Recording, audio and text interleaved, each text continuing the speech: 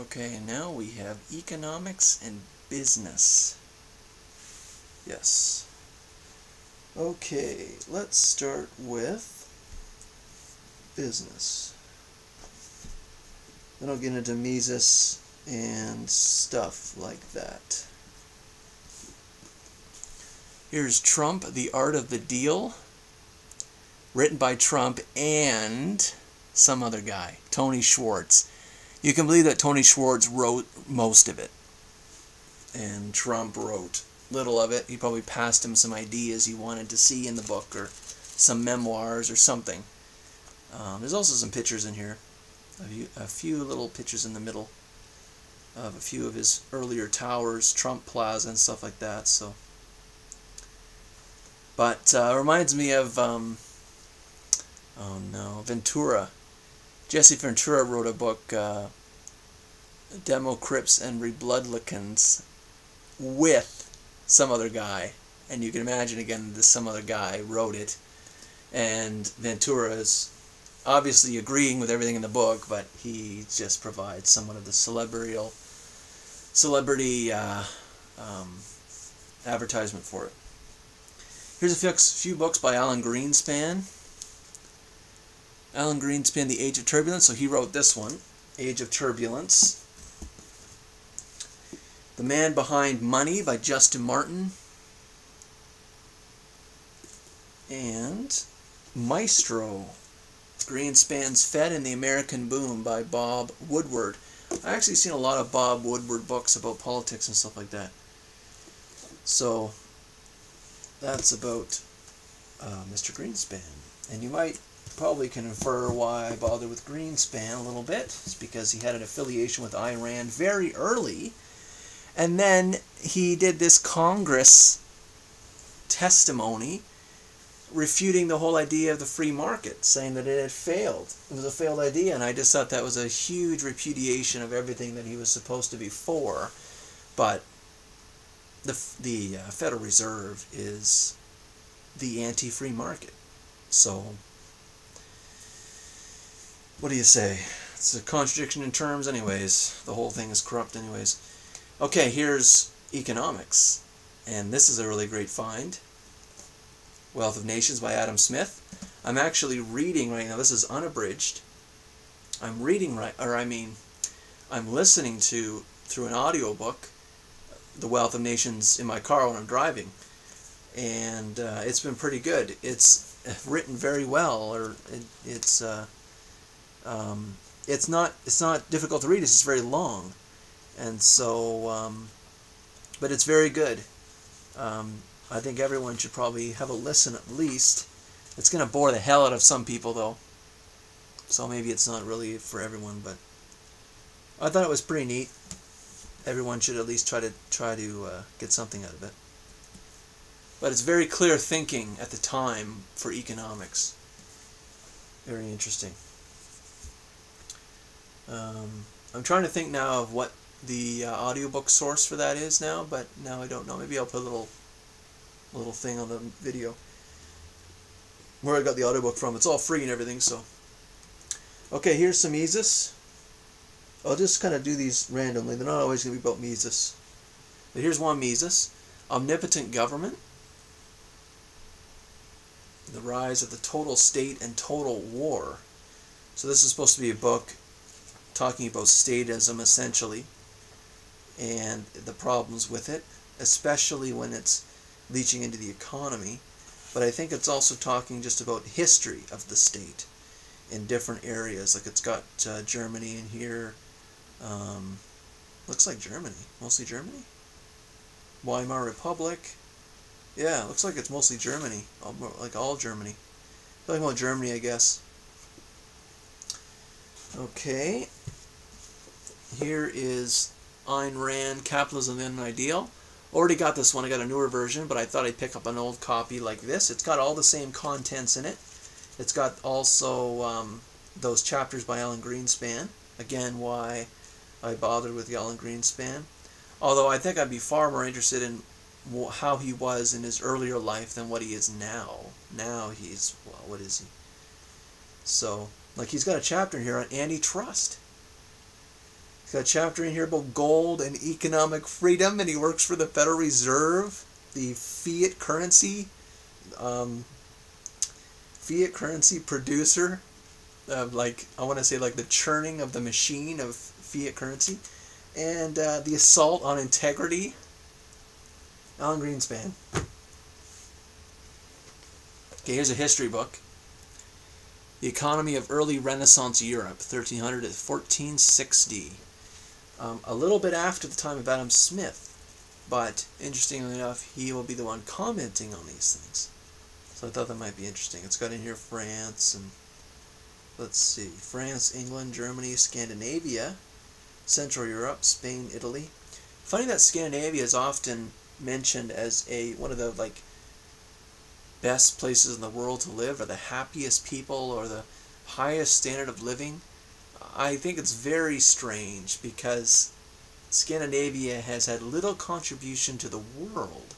You think of the great breakthroughs in technology and medicine, not from Scandinavia.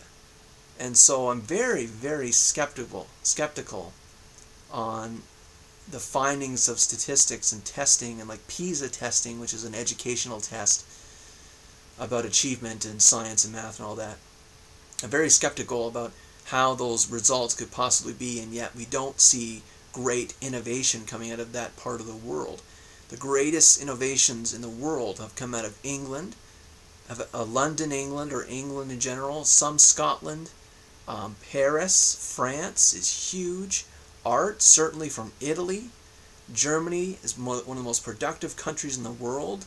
America, of course, in the more later years, America didn't really exist until the Europeans went over there. Certainly in terms of great works or technology, things like that coming out of those countries.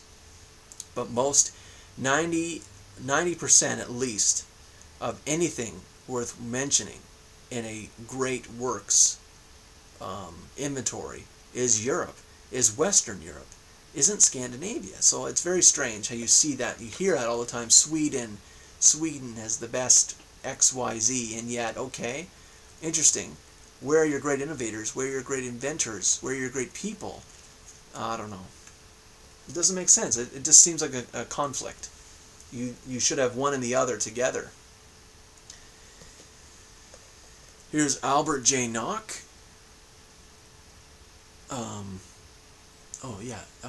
Our Enemy the State.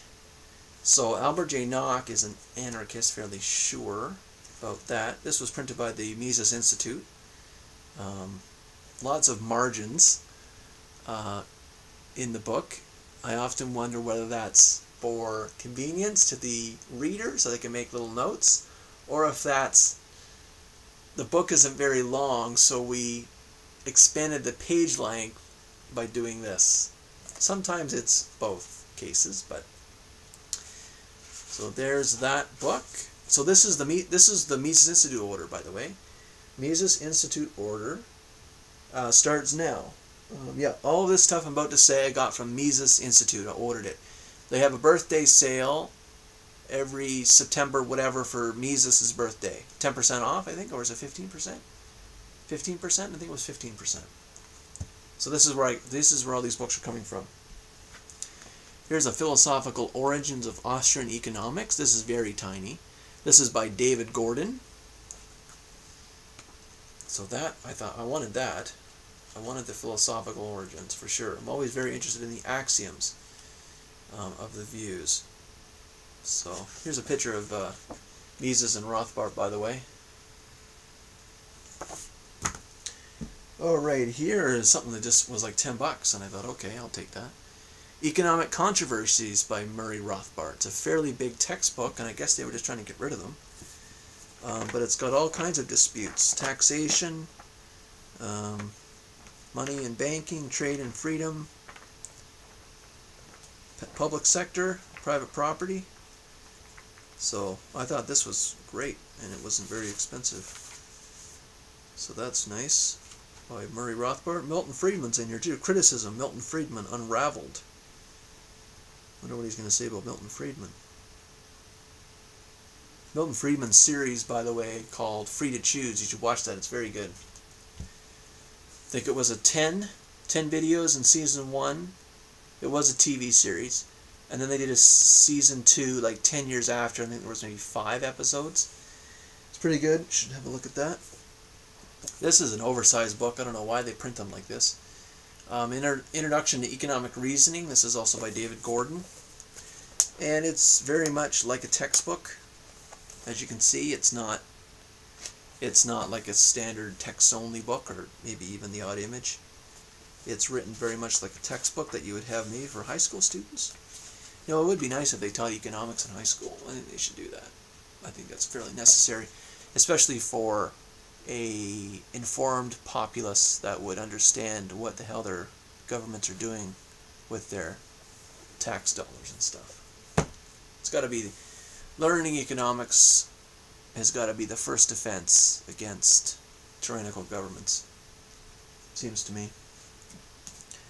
Alrighty, here's a few monsters in pocket editions. So they're smaller in dimension, but they're thick. Here's Man, Economy, and State with Power and Market, the Scholars Edition, 2nd edition. And it's fairly big. It's like an Atlas Shrugged, only it's not a fiction novel. And the text is fairly small, but it's all in one here. This is all by Murray Rothbard, by the way. This is his magnus opus, which is, it means his prime, his top work, his most influential, his most important work is Man, Economy, and State. By the way, these 4 books I'm showing you here, so that one and then the other 3, are in a pack called The Framework, $10 each at the Mises Institute. Pretty good deal, I think.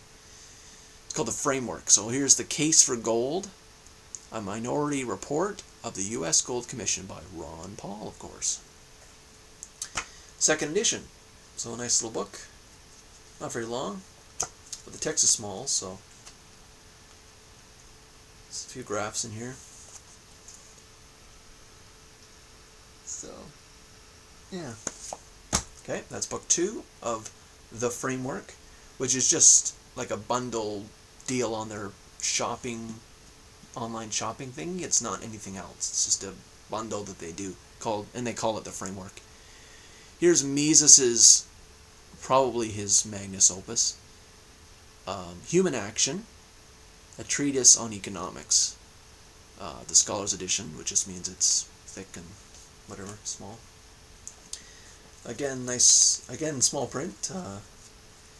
I believe this is where he outlines his praxeology, which is his method of economics, looking at the behaviors of individuals. I believe the premise is that individuals act based on the knowledge they have, and they always act purposefully. That is the premises, I believe, of praxeology. And of course, some people would disagree with that. Some people will say, well, sometimes people do not act purposefully. They act erratically. They act like an animal. They act insanely. And some people might say they don't always act means ends. Maybe they act they're just random. But praxeology takes the assumption, when they're studying human behavior, because that's what economics essentially is, buying and selling in a market, human behavior is that.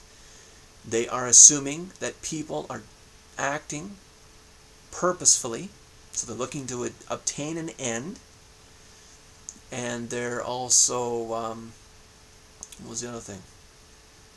Purposefully and means ends, but I thought there was something else now. I can't remember now. So anyways, that's an assumption, and of course you have to work with that assumption. You have to consider, okay, well, is that always the case? Is it always the case for humanity? If it's the majority of the case, then maybe it's a worthwhile assumption. Even if there are exceptions, even if you have the odd sane person that goes on a spending binge or something like that. But if it's the majority of human cases, then maybe it's an acceptable assertion, and then you can continue on with the data analysis. But if most people are not acting purposefully, they don't act in means-ends relationships, then the praxeology wouldn't work. You couldn't use that assumption. You can use it. It just means that the results of your study will not mirror or match the reality of the situation. So that's an interesting way of going about economics or studying human behavior. The cornerstone of the Austrian school is praxeology. And the last one is the Bastiat collection. Bastiat was a French thinker in liberty, and I believe his most important work is in here, and it's called The Law. And that's the main reason why I wanted this at all. But then it had a bunch of other stuff in it, so I said, okay, I'll just take the whole thing. So it's called The Law. That's from Bastiat. Okay, that's it for economics. Probably all the economics books I'll ever need. Some pretty damn good stuff in there. Certainly Austrian, certainly not Keynesian, and we've seen enough of that. Well, let me say one thing about that, though. Keynesian economics. Apparently, his most important work was called The General Theory.